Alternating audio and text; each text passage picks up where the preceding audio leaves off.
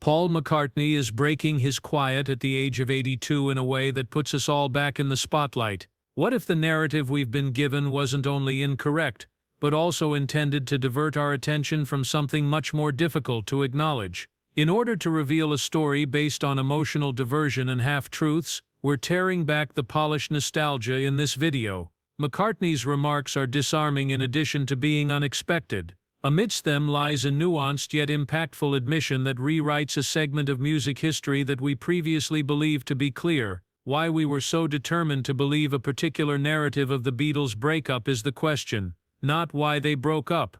The reluctant boss. Paul McCartney is frequently viewed by the general public as the upbeat Beatle, the melodic prodigy with the memorable melodies and polished image. Behind the charisma and #1 ranking, however, is a far more complex person who was responsible for the band's continued existence long before it was openly disbanded. McCartney made an effort, frequently in vain, to keep things together as tensions increased and leadership shifted. Out of a desperate need to protect something sacred, not out of vanity. His legacy and emotional wounds would be defined by his ambition to lead, which the others frequently hated. Unlike Harrison, who pursued spiritual emancipation, or Lennon, who tended toward provocation and insurrection, McCartney took on the role of de facto taskmaster, overseeing studio sessions, business meetings and logistics. He never requested the role, but since no one else would, he took it on. Nevertheless, despite his best efforts, Hall was easily criticized.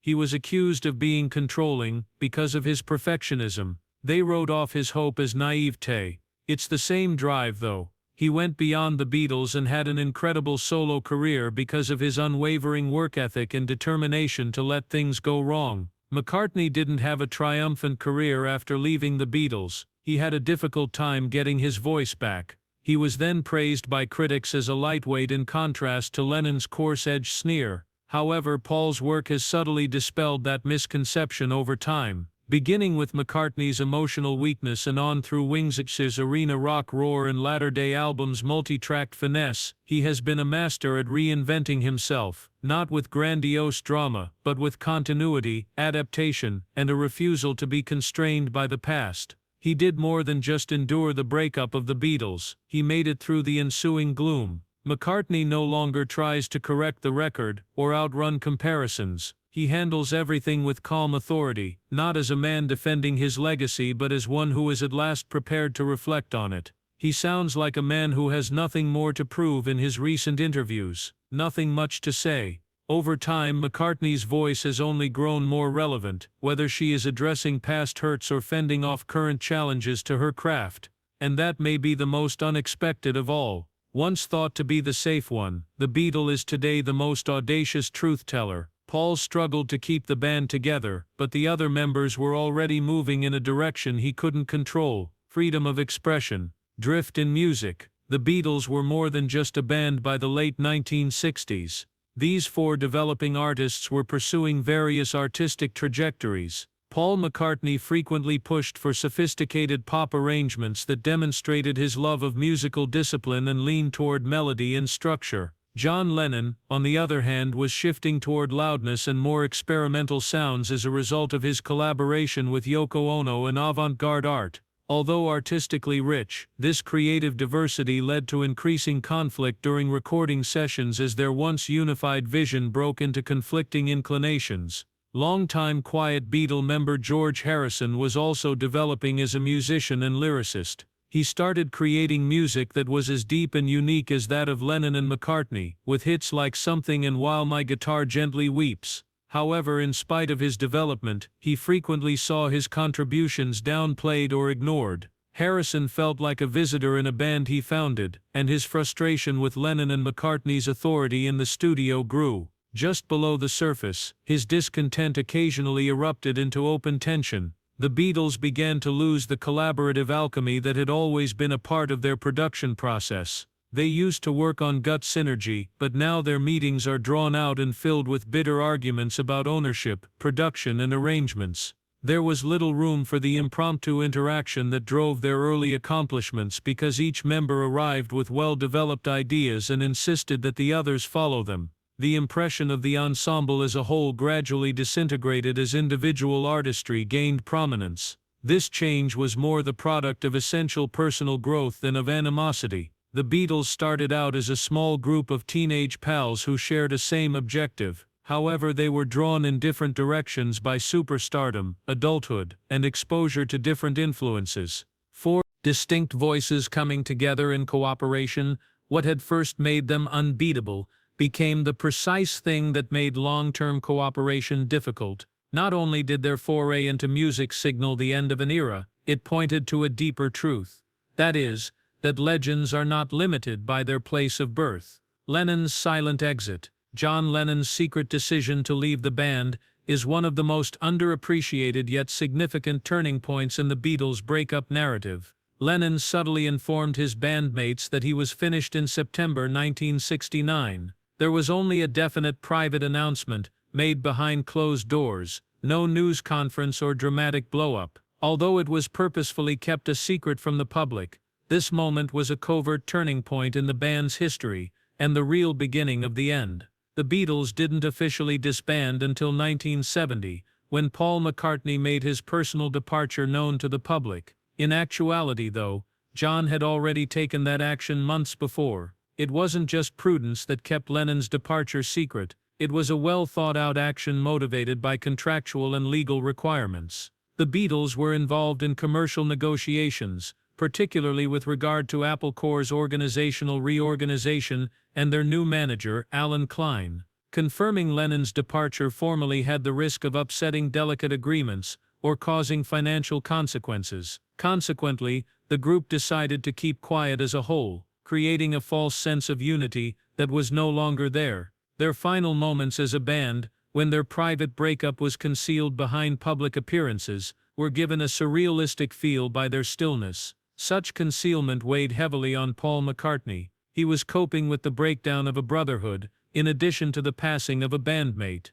that had summarized his adult existence. An already strained dynamic became much more precarious by concealing this reality while continuing to record and negotiate. Paul would reflect on how lonely it was to continue with the Beatles, knowing that the core of it had already broken. It wasn't just a public silence, it filtered into their interpersonal interactions, turning what had been a creative sanctuary into a transactional one. Looking back, a lot of the final chapter in the Beatles' history is altered by Lennon's covert departure. It demonstrates that the split was a planned slow unwinding that was deftly disguised for commercial survival rather than an abrupt rupture. It also draws attention to the situation's emotional complexity, as fear, loyalty, and pragmatism clashed behind the scenes.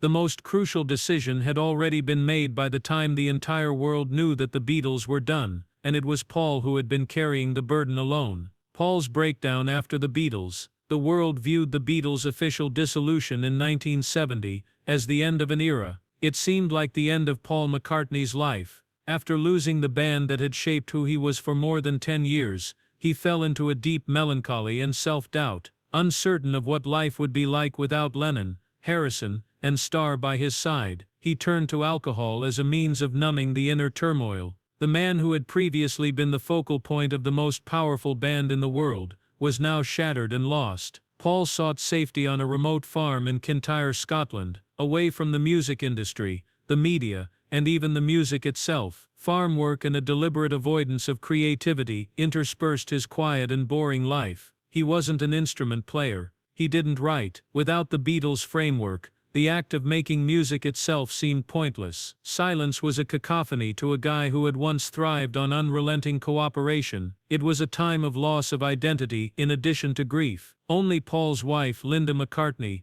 remained by his side during this emotional shutdown. She was Paul's lifeline, despite the fact that the outside world still saw her as the photographer who had married a bug within the home. She always had faith in him. Quietly but persistently, she encouraged him to return to music, not for attention, but for healing. Her love reawakened something buried behind fear and resentment, and her presence helped to settle him. Instead of replacing the Beatles, they formed Wings as a creative revival founded on potential and teamwork. At first, this new period wasn't glamorous. It was unrefined, unproven, and tainted with popular skepticism. Paul, however, saw it as atonement. It wasn't easy to emerge from the Beatles' shadow, but with Linda at his side, he found a new voice and a fresh sense of direction. Not only is his journey from collapse to rebirth a story of survival, but it also demonstrates vulnerability, fortitude, and the power of love to restore what fame and legacy once ate up. Paul and Yoko's emotional journey. Paul McCartney suffered greatly throughout the Beatles' tenure due to Yoko Ono's presence,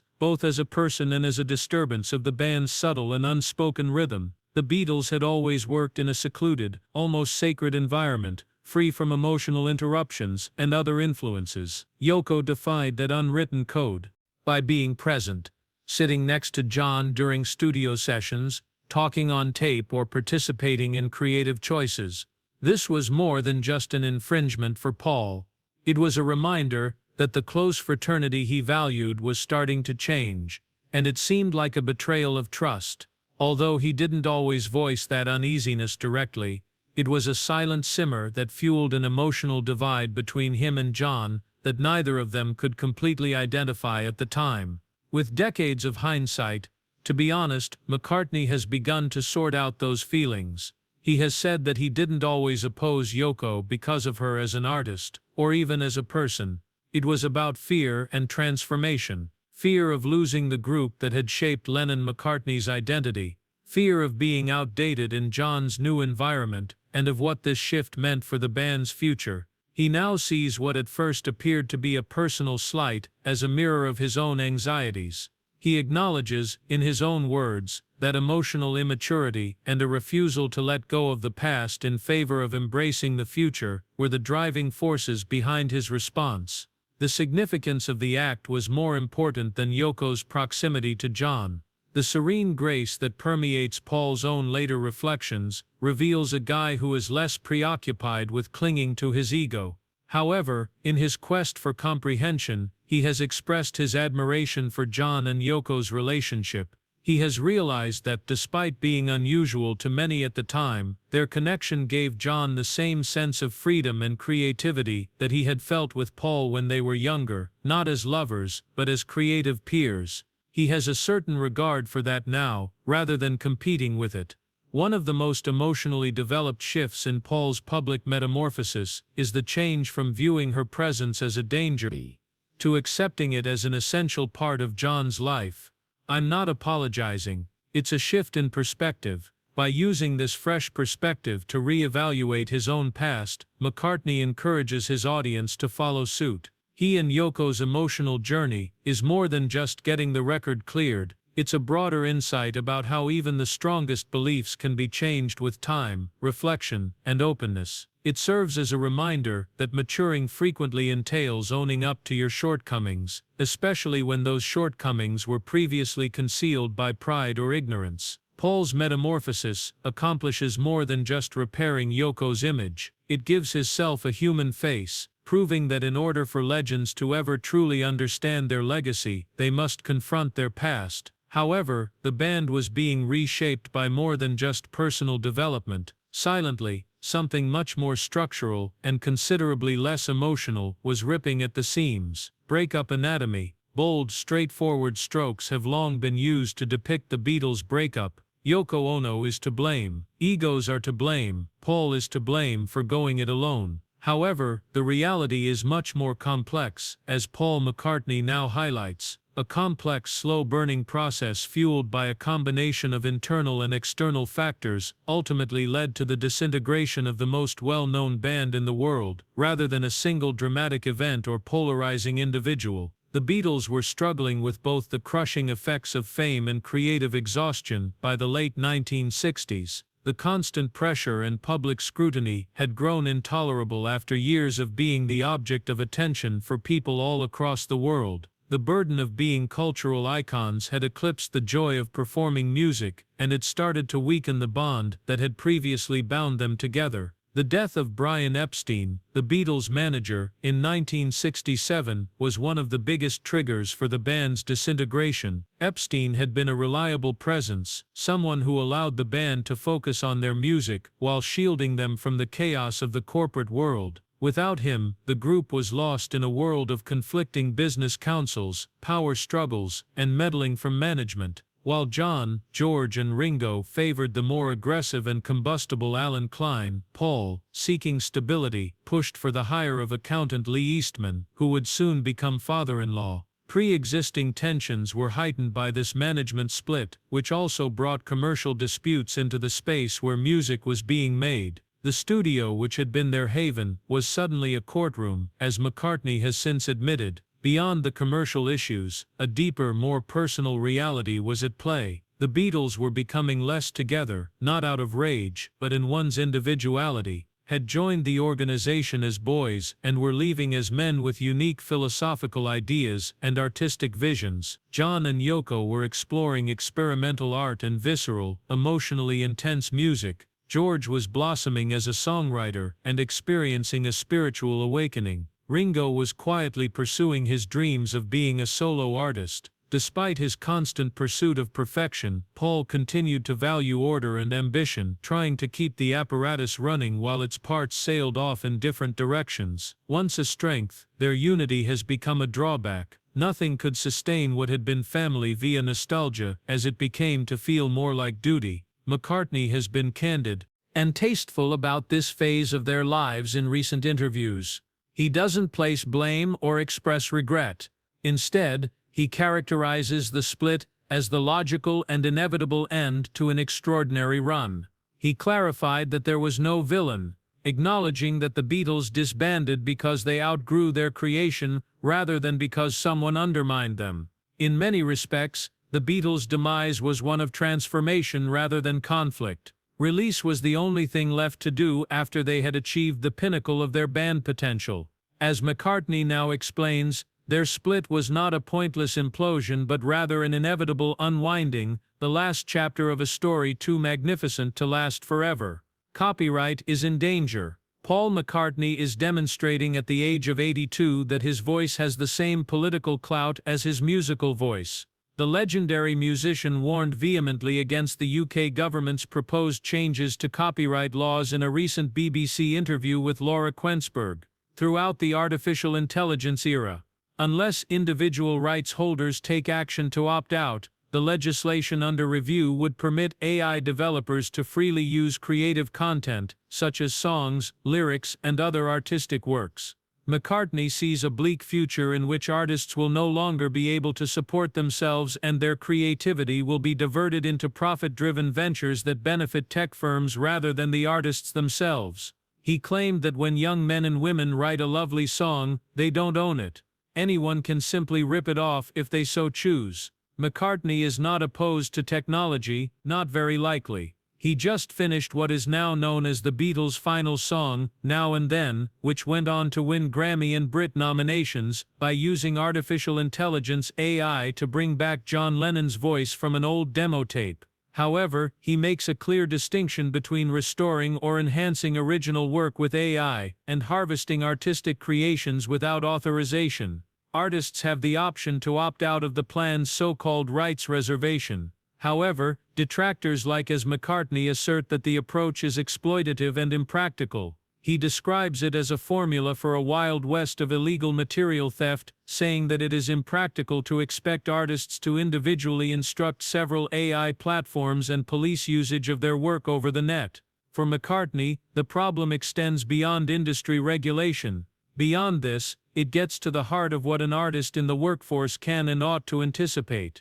In an interview with the BBC he stated, "When we were young in Liverpool we found work that not only paid our bills but also we enjoyed.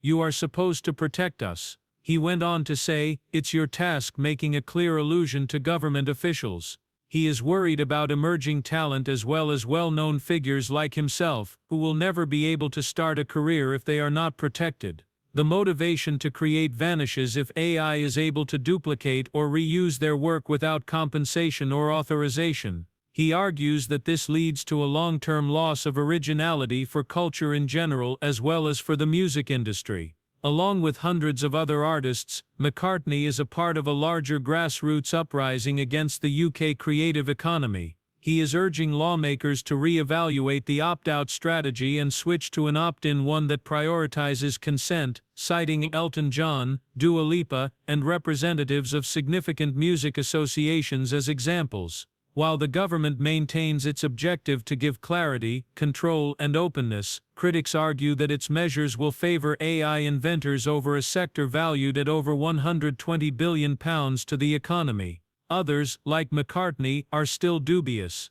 They don't oppose innovation. They are demanding equity. By doing this, Paul McCartney once again finds himself safeguarding the future of music in addition to influencing it. A silent, loud outcry. Paul McCartney collaborated with over 1,000 UK musicians to make a silent album called Is This What We Want? In one of the most unusual protest movements in music history, a strong reaction to suggested modifications to UK copyright laws pertaining to AI. The album doesn't appear to have any music on it. Instead, it consists of a number of quiet tracks with titles that, when read aloud, provide a strong message. To help AI businesses, the British government shouldn't make music theft lawful. Through this quiet act of disobedience, the lack of sound becomes a powerful indictment of laws that artists claim threaten the fundamental basis of creative ownership in the digital age. The album's genius is in its subversion of minimalism, which creates an album with no substance but uses its structure to convey a powerful message with a full voice. The world is shown by McCartney and his fellow conspirators how the form itself may be a form of resistance. Every performer that participated symbolically supplied an empty track, an act that highlights the risks involved or the freedom to choose how their work is used. This simple demonstration presents a strong case. Silence is the only safe form of expression if AI corporations may use artists' work for data mining without their consent. The project encourages listeners to think, rather than just hear, must understand that laws permitting unfettered data mining are a cultural shift rather than a piece of technical legalese. Additionally, the record transforms its symbolic force into a tangible impact on the world. Is this what we want in terms of profits?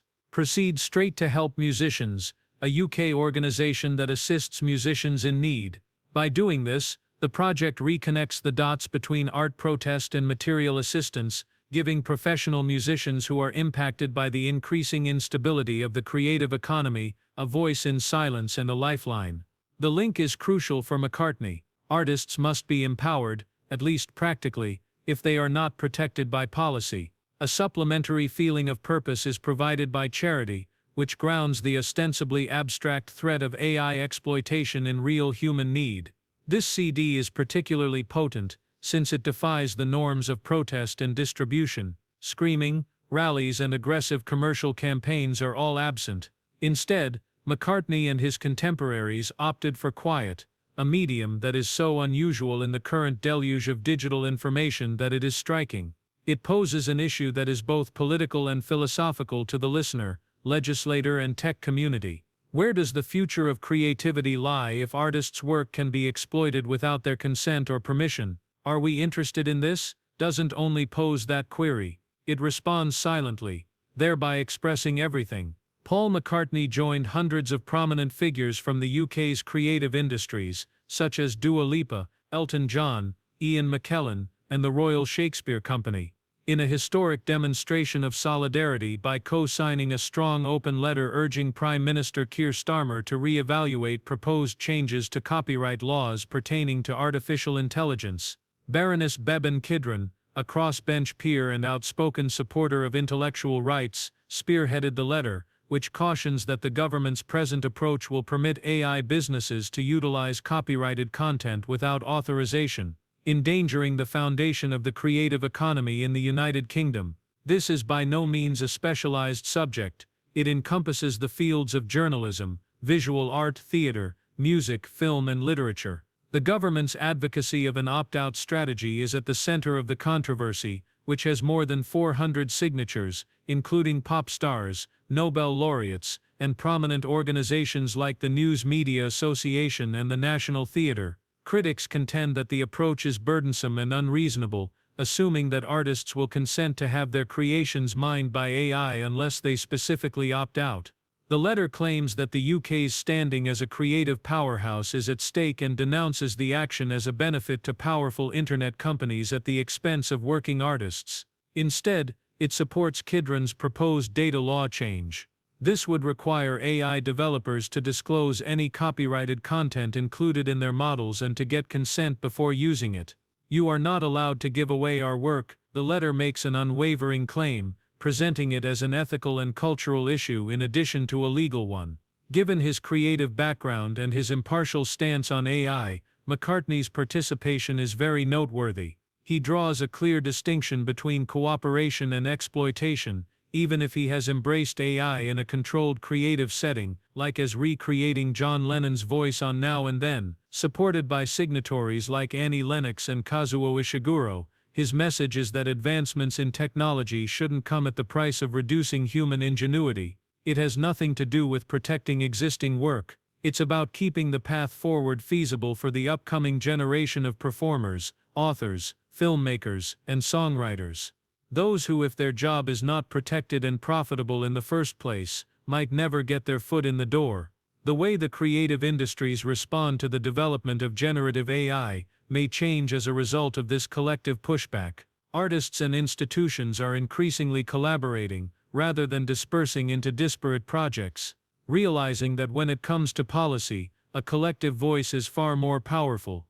McCartney and his fellow musicians have made their message clear as the House of Lords considers voting on Kidron's motion. Fairness must be the cornerstone of innovation. Without strong legal protections, a system where original work is harvested as input for unregulated algorithms could replace the possibility for a vibrant and dynamic creative economy. Artists are more than just producers in such a setting, they are defenders of culture's own future. And just when you think McCartney's battle is over in the arts, he unexpectedly bursts into your morning coffee for moral shopping. The impact of Paul McCartney has long gone beyond just music. Additionally, it resonated throughout the business sector in 2025. McCartney teamed up with PETA to effectively convince Peet's Coffee to remove its contentious surcharge on plant-based milks, a move that made headlines throughout the world.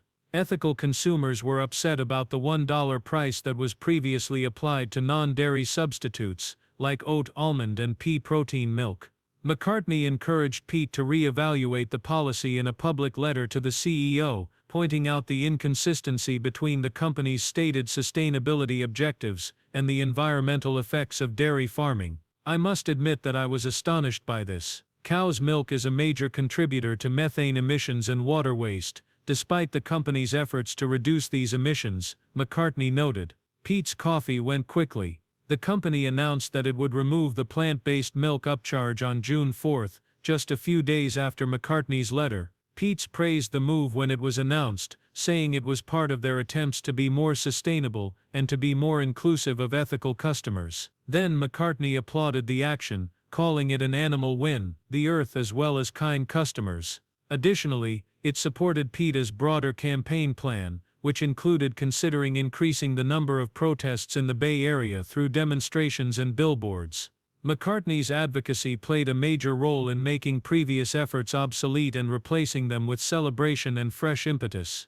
This effective effort is only the most recent development in McCartney's long-standing dedication to environmental and animal welfare. Since becoming a vegetarian in 1975, McCartney has continuously promoted sustainable living through his platform. Together with his daughters Mary and Stella, he started the Meat-Free Monday campaign in 2009 to encourage people to eat less meat in order to slow down global warming. He provided the voiceover for the 2017 short film One Day a Week, which explored the alarming environmental costs associated with livestock husbandry. McCartney doesn't perform her activism. It is founded on conviction and action, combining deliberate message with public pressure to bring about significant change. Peet's victory demonstrates how his voice remains a powerful voice for progressive issues, even after more than 50 years in the spotlight. The way McCartney's participation in the Peet's campaign exemplifies the growing convergence of corporate responsibility and ethical consumerism is what makes it so remarkable.